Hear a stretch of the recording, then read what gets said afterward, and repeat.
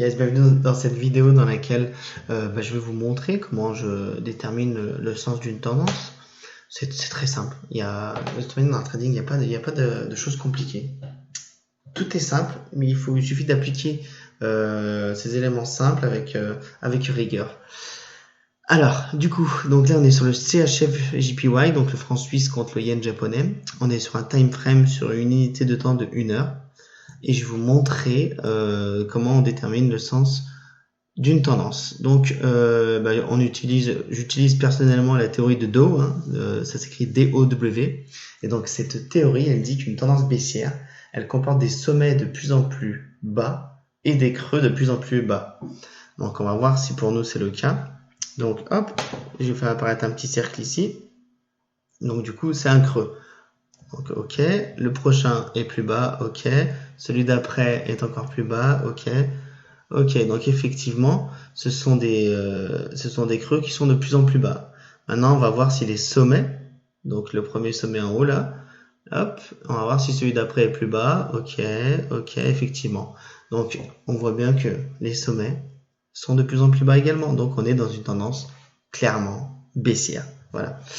Donc après c'est vrai que des fois tu peux me dire oui mais tu sais Adam des fois le cours est pas si clair que ça et j'ai quand même du mal à savoir dans quelle tendance je me retrouve. T'inquiète pas, c'est exactement la même chose pour moi. Il arrive qu'on puisse se retrouver dans des zones comme celle-ci, on sait pas trop si on est haussier, si on est baissier. Voilà, donc de ce que je fais dans ce cas-là, c'est que je me sers d'un outil qui s'appelle Ichimoku. Voilà. Et donc ça va être très simple, c'est-à-dire que ce que je fais, c'est que quand moi quand je vois le cours qui est en dessous du nuage, je suis dans une tendance baissière. Quand je vois le cours qui est au-dessus du nuage, je suis en tendance haussière. Voilà, tout simplement. Quand, je sens que tu allais me poser la question, quand je me retrouve dans le nuage, voilà, comme ici, on est en zone d'équilibre. Voilà, c'est-à-dire que les acheteurs et les vendeurs se cherchent, il n'y a personne qui a vraiment pris la main, et donc du coup, je ne fais rien. C'est-à-dire que je ne prends aucun trade quand je suis dans un nuage Ichimoku. Voilà, je me sers d'Ichimoku pour ça. Donc je ne sais pas si tu en avais déjà entendu parler ou pas, mais voilà, normalement avec Ichimoku, tu as d'autres, tu verrais d'autres moyennes apparaître, c'est-à-dire que tu verrais des traits sur le graphique, etc. Mais moi je les ai enlevés, je veux juste le nuage, voilà.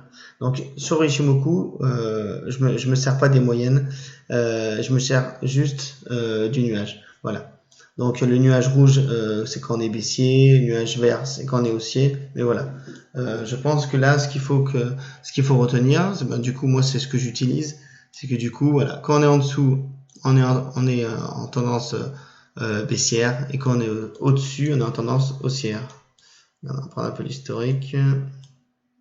Tac, tac, voilà, on est baissier, baissier. Tu vois, c'est quand même flagrant qu'on est baissier.